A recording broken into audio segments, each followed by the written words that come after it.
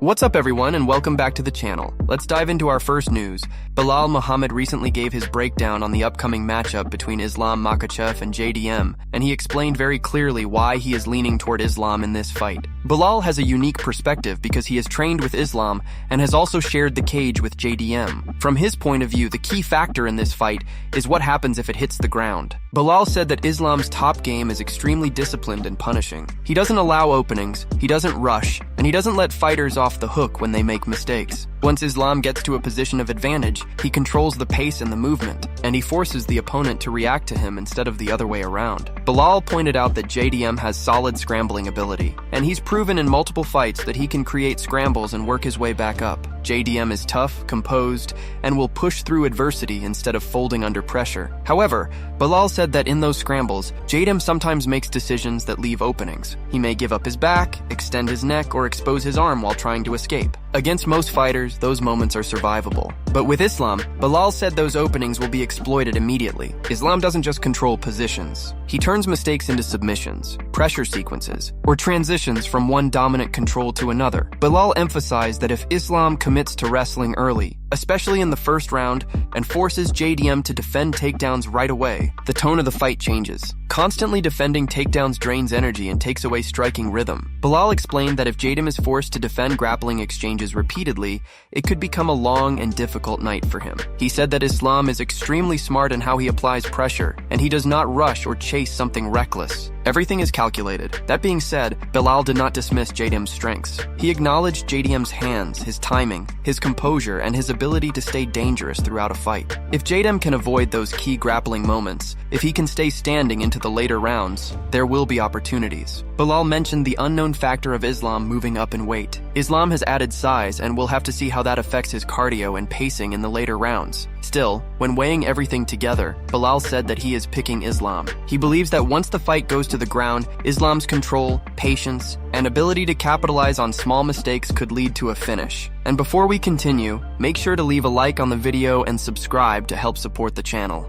Moving on to another news. Renato Moicano recently shared his thoughts on the ongoing UFC fight fixing scandal, and he did not hold back. Moicano said that from the moment he watched the fight involving Isaac Dolgarian, he felt something was off. He explained that fighting and gambling have always existed in separate worlds, but now those worlds are starting to blend in a dangerous way. The conversation turned toward James Krause, whose name has been heavily linked to the scandal, and Moicano was asked whether he believed the fight looked intentionally thrown when he watched it live. Moicano did not hesitate. He said yes, he truly believes something wasn't right. He explained that Dolgarian is known to be a strong wrestler with solid fundamentals. Yet only seconds into the fight, during a double-leg takedown attempt, Dolgarian had his hands locked perfectly, head in the right position, everything technically correct, but then he simply let it go. Moicano said no high-level wrestler would release a position like that unless something was seriously wrong. From that point on, according to Moicano, nothing looked natural. When the rear naked choke came in, Dolgarian did not defend it correctly. Moicano said every detail of his defense looked wrong, like he was just going through motions rather than actually trying to escape. He also commented on how Dolgarian reacted after the fight ended. Once he tapped and stood up, he made a strange expression, a kind of sigh or release that didn't look like the usual disappointment of losing. Moicano said it appeared more like someone finishing a performance, almost like an actor stepping off stage. He compared the situation to WWE, saying the whole thing had a sense of being sold rather than fought. Moicano wasn't accusing every fighter, but he highlighted how dangerous gambling influence can be when it enters MMA. Fighters are often underpaid, constantly dealing with injuries, training expenses, and pressure to support their families. In those situations, temptations can arise, and some may take risks they shouldn't. He emphasized that if fans or fighters start believing results are influenced by betting rather than skill, the entire foundation of the sport collapses. The trust between the fighters and the audience is what gives MMA its authenticity and passion. Once that trust is broken, the sport loses its soul. Moicano ended by saying the sport needs to stay pure. Fighters put their lives on the line every time they step inside the cage, and the integrity of that should be protected at all costs. Moving on to another news, JDM, who is preparing for his upcoming fight against Islam, has already stated that many people underestimate his grappling ability. He believes that Islam and others might assume they can simply take him down and hold him there, using pressure and positional control. But in JDM's eyes, that mindset could be a mistake. He feels that his style and approach, especially when the fight hits the mat, will force Islam to work much harder than usual. In a new video posted on Israel Adesanya's YouTube channel, the two went into detail about why they think Islam may struggle to keep JDM grounded. Adesanya pointed out that many fighters who face Islam tend to freeze or slow down once they're taken down. They pause for just a moment, trying to think about what to do next, and Islam is already one step ahead, transitioning, controlling, and climbing to the next dominant position. Adesanya emphasized that urgency is everything. He explained that even if a fighter has to risk giving up their back for a moment or scramble through a less comfortable position, constant movement keeps Islam from settling into control. They highlighted the use of the butterfly hook, something we saw effectively used by Alexander Volkanovski and Arman in their fights with Islam. The butterfly guard allowed them to create space, lift, disrupt balance, and force scrambles. Adesanya talked about how long-legged fighters, like himself, find a lot of value in that position when used correctly. He said that when a fighter stays active and doesn't accept positions, Islam's usual dominance doesn't come as easily. Jam agreed, noting that his own training has focused heavily on never allowing Islam to stabilize or apply pressure without resistance. Both he and Adesanya believe that the critical moment in this fight may come after multiple takedown attempts. Maybe the third, maybe the sixth, but at some point Islam will feel that JDM simply isn't staying down. And when that realization hits, when Islam understands that JDM is still in front of him, still standing, still fighting for every second, that could shift momentum. JDM also brought up his weight cut, clarifying that making welterweight isn't a problem for him. He walks around at about 191 pounds, and the cut to 170 is manageable. However, dropping to lightweight would not be realistic with only 2 weeks to prepare. That physical difference could play a factor. Islam has dominated at lightweight with strength, control, and relentless pressure, but moving up means dealing with naturally larger opponents who do not wilt as easily under grappling pressure. Adesanya and JDM appeared confident, not dismissive but assured in the preparation and understanding of what they're facing. The key theme was movement, urgency, and belief in one's defensive grappling. The message was clear. This fight is not about preventing takedowns. It's about what happens after them. Moving on to another news, Dan Hooker has shared his thoughts on the upcoming matchup between Islam Makhachev and JDM, and this time, he is siding with JDM to get the win. Hooker has first-hand experience with Islam, having fought him at UFC 267 back in 2021 where he was submitted in the first round. So when he speaks on Islam's skill set, it comes from direct understanding. Speaking with Sky Sport, Hooker explained that size and physical presence could play a major role in this fight. He said that when a fighter can make their opponent carry their weight, especially over time, that advantage becomes more and more noticeable as the rounds progress. Hooker believes that JDM's frame, strength, and natural size at welterweight will start to show more as the fight goes longer. He mentioned that Islam is incredibly smart and very difficult to hit clean. On the feet, Islam avoids unnecessary damage, stays defensively responsible, and picks his moments carefully. On the ground, Hooker described Islam as conservative, meaning he maintains control and limits openings, making him extremely hard to damage or overwhelm. But despite acknowledging Islam's high fight IQ and disciplined style, Hooker said that right now, in the welterweight division, he doesn't see anyone better than JDM when it comes to momentum, skill, and form. He believes JDM's sharp striking, size advantage, and overall pace will give him the edge as the fight continues. In Hooker's view, if this matchup goes into the later rounds, the advantage shifts heavily toward JDM, and he sees him winning this fight. Moving on to another news, the idea of a UFC White House card continues to gain attention, and this time it came up during a recent appearance by Eric Trump on the Nelk Boys podcast. While talking about the possible event, Eric was asked who he would want to see compete if the UFC really does go through with hosting a fight card at the White House. Without hesitation, he mentioned Jon Jones and Conor, saying those two feel like essential names for something that would be historic and symbolic for both the sport and for the country. Eric talked about how Jon Jones has already accomplished nearly everything there is to accomplish in MMA. He referred to a moment when Jones posted a photo of his championship belt wall and pointed out that there was one final empty spot left. Eric said that moment felt symbolic, like Jones may have one last major fight left in him, something big enough to truly be remembered. He explained that if there's ever a stage worthy of that final moment,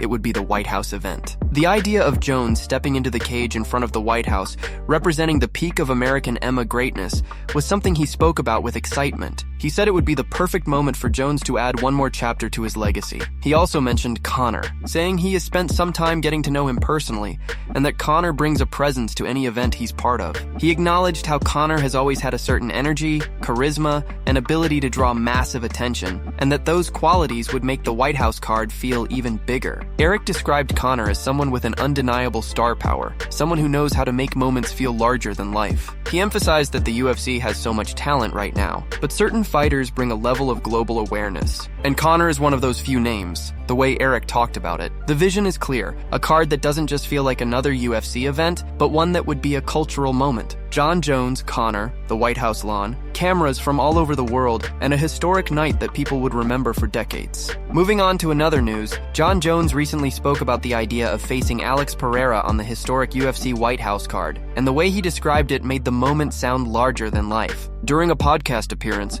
Jones was asked who he would ideally want to face if the UFC really does put together an event on the lawn of the White House. Without hesitation, he said, Alex Pereira is the fight that makes the most sense. Jones explained that Pereira has become a massive name in the United States and worldwide. His run through middleweight and light heavyweight has turned him into a fan favorite, a fighter with a calm demeanor, a champion with knockout power, and someone who carries himself with respect. Jones said he sees Pereira as the kind of opponent who brings the best energy into a fight, not just in terms of competition, but in terms of how the event would be received. Jones described the potential matchup as a blockbuster, something that would attract everyone from hardcore fans to casual viewers, and even people who normally don't follow the sport. He said that in his eyes, Pereira is already in the conversation of being one of the greatest fighters to ever compete, and that makes the stakes even higher. Jones explained that no matter how the fight plays out, both men win from a legacy standpoint. The spectacle, the attention, and the level of respect between the two would make the event unforgettable. He even noted that he has already beaten some of the best Brazilian fighters throughout his career, and facing Pereira would feel like adding one more chapter to that history. As he continued, Jones talked about what the White House setting means. He said that if there is going to be a card that represents the United States, the sport,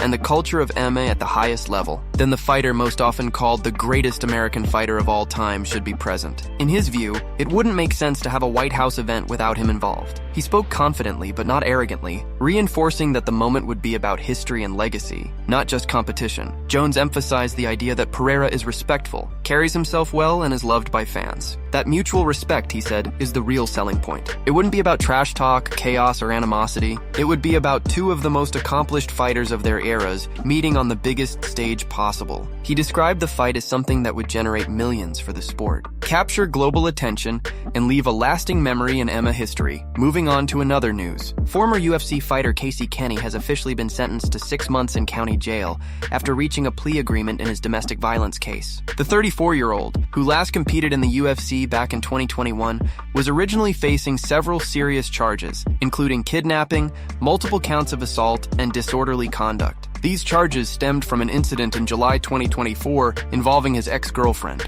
According to court documents, prosecutors and the defense negotiated a deal that reduced the charges, but the sentence still carries significant consequences. Under the terms of the plea, Kenney is required to serve 180 days in county jail starting October 30th. Once he completes his jail time, he must enter and complete a domestic violence offender treatment program, participate in a substance abuse treatment program, and remain on probation for 3 years. He is also ordered to have no contact with the victim and must pay all associated fees and fines required by the court. In addition to this case, Kenney also pleaded down charges in a separate drug paraphernalia incident. For that case, he received supervised probation for 2 years, along with mandatory substance abuse treatment and 100 hours of community service. This marks a difficult and dramatic turn in Kenney's career. Before these legal issues, he was once viewed as a promising talent in the bantamweight division. His final appearances in the UFC were both split decision losses. First, he fought Dominic Cruz in what many saw as a competitive and high-level matchup. Shortly after that, he faced Yadong Song and lost another narrow decision. Soon after that defeat, he was released from the promotion. Kenney had shown potential earlier in his career, picking up several strong performances and proving he could compete with ranked opposition. However, his career momentum slowed significantly, and now his legal situation has taken over the narrative of his life outside the cage. With jail time, probation, treatment programs, and restrictions now in place, his future in MMA remains uncertain. This sentencing represents a major setback, professionally and personally, and it's unclear whether he will attempt a return to fighting once his legal obligations are completed. Moving on to another news, the UFC's parent company TCO has released its financial report for quarter 3, and at first glance the numbers don't look great. According to the official financial statement, the UFC's revenue for the quarter was down by 8%, which equals a loss of about $29.7 million compared to the same period last year. That kind of drop definitely raises eyebrows, especially considering how strong the UFC brand has been performing in recent years and how consistent their pay-per-view business usually is. However, there is a really important detail that changes the entire narrative, and it's something that many people might overlook if they just see the negative number and move on. The UFC held one less pay-per-view event during quarter 3 this year compared to last year. That's the major piece. One less massive event means one less weekend of huge ticket sales,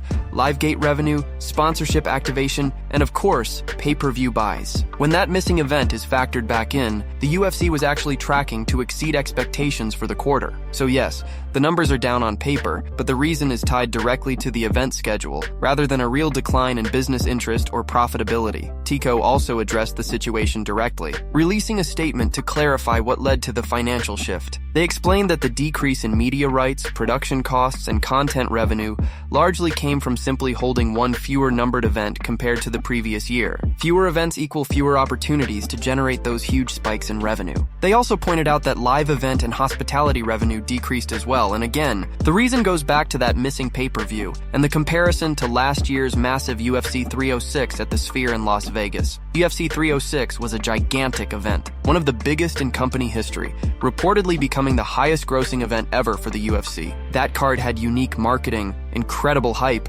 and sold at levels that most events simply can't match. So when this quarter is compared against a quarter that included that type of milestone event, of course it's going to look like a decline, even if the business itself is still trending upward. The company also mentioned partnership and marketing revenue changes. While they did secure new partnerships and renewals at increased fees, those gains were overshadowed by the fact that UFC 306 last year featured the first ever title partner sale, something that brought in a massive one-time revenue spike. Without something comparable this year, the numbers naturally reflect a dip. Overall, the situation is less a sign of weakness and more about timing and event scheduling. That's it from MMA Pulse News. Thanks for watching. Don't forget to leave a like and subscribe for daily MMA news.